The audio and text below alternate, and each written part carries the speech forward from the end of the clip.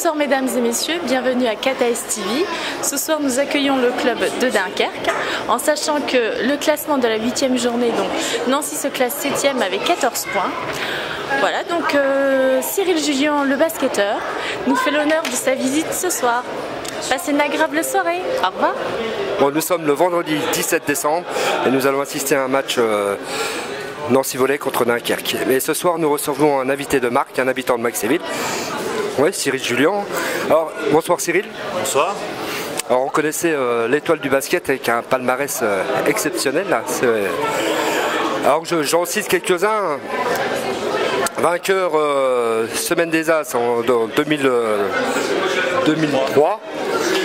2001-2002 meilleur joueur de l'année, enfin plusieurs fois meilleur joueur de l'année, plusieurs fois champion de France avec notamment Pau Orthez 2 fois et Nancy le SLUC.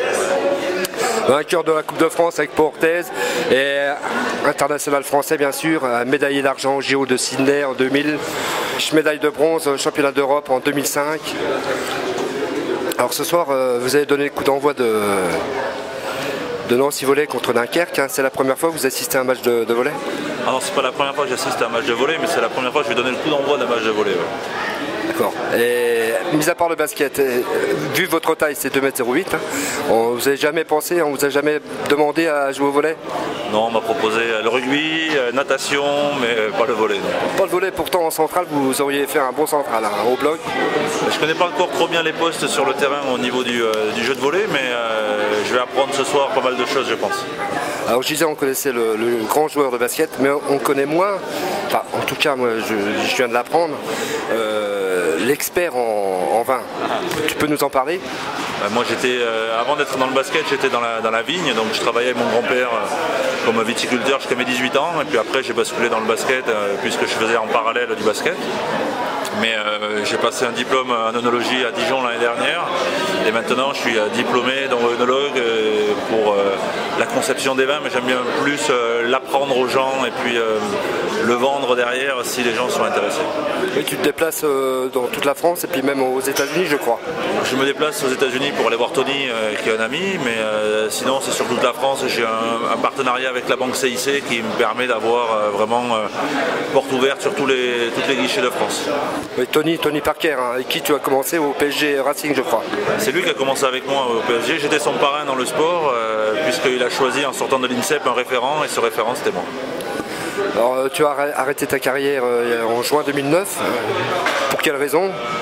Pour quelle raison? Parce que les années commençaient à peser, et puis il faut laisser la place un petit peu aux jeunes générations.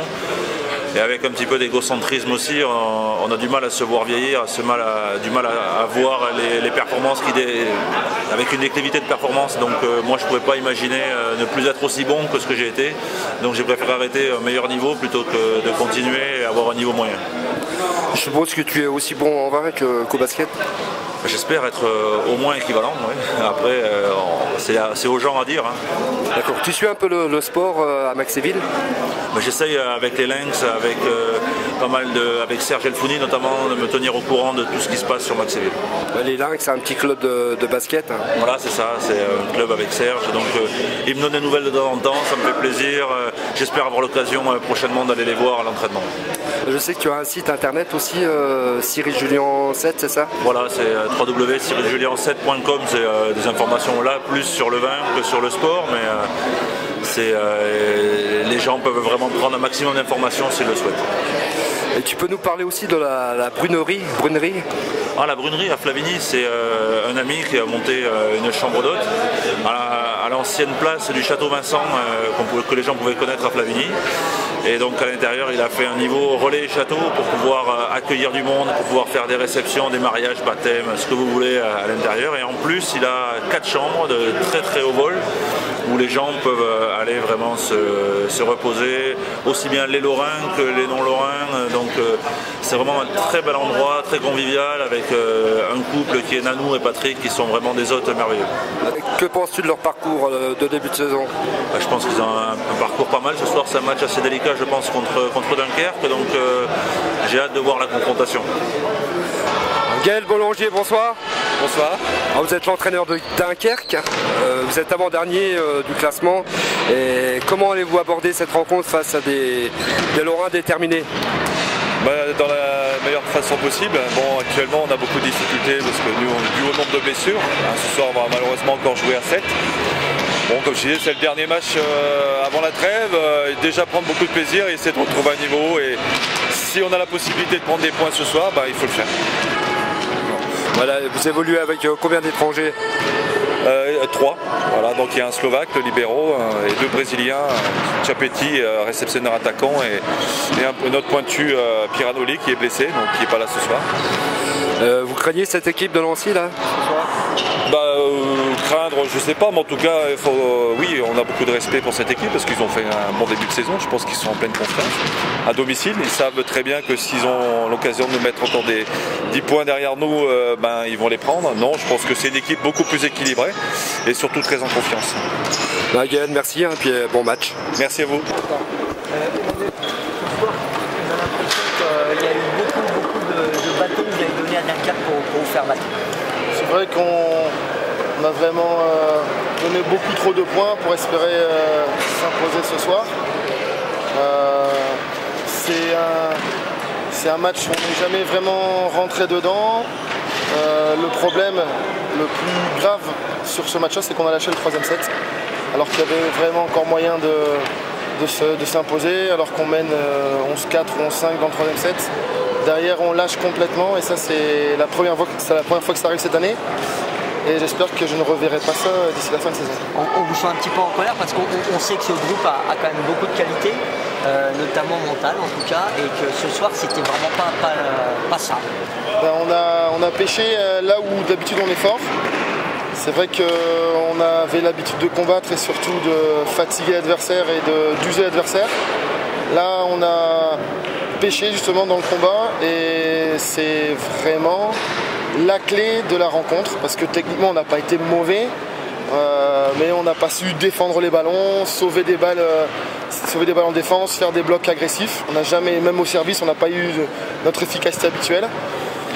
Est-ce qu'on a pris cet adversaire un peu trop à la légère? On avait 15 jours pour le préparer et on avait vraiment travaillé là-dessus pour se dire vraiment il faut vraiment faire très attention à cette équipe de Dunkerque. Et malgré toutes les remontrances et toutes les précautions qu'on pouvait prendre, on s'est planté. Allez, pour prendre un petit peu d'optimisme, on n'a pas encore présenté à France 3 votre groupe. Il y a quand même de la qualité parce qu'on sent que c'est un groupe très homogène. D'habitude, il y a de la solidarité, d'habitude, il y a du mental. C'est un petit peu ce qui se décrit l'équipe que vous avez mis en place cette année.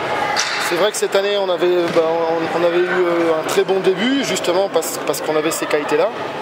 Parce que les joueurs jouaient les uns pour les autres, ne regardaient pas entre guillemets leurs statistiques ni les efforts à faire pour suppléer les carences d'un jour à l'autre.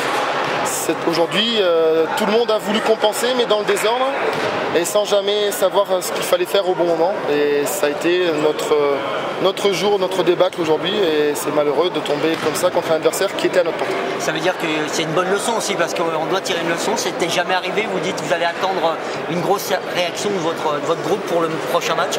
La réaction, elle se fera, j'espère, mardi à Martigues. On n'aura même pas le temps de cogiter.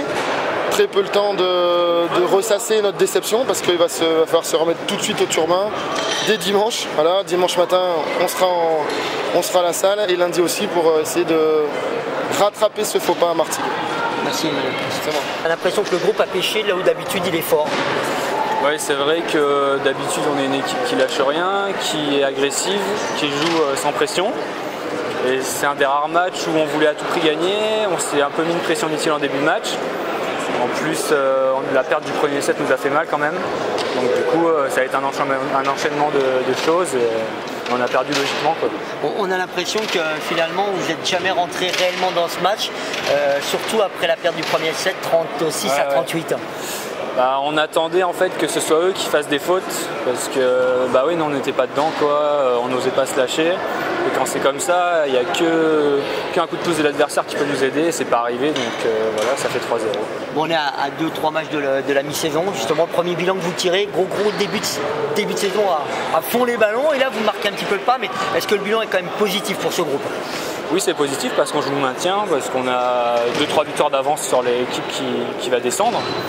Après, ça va être dans les confrontations directes de gagner les matchs comme ce soir, ce qu'on n'a pas réussi à faire, pour jouer comme on l'a réussi à faire en début de saison, sans pression et se faire plaisir, quoi. Quelle justement leçon vous pouvez tirer de ce match? c'est qu'il faut négliger personne, qu'on est peut-être la plus petite équipe du championnat. Donc il faut rentrer dans tous les matchs, peu importe l'adversaire, et aller chercher la victoire sans s'occuper du score.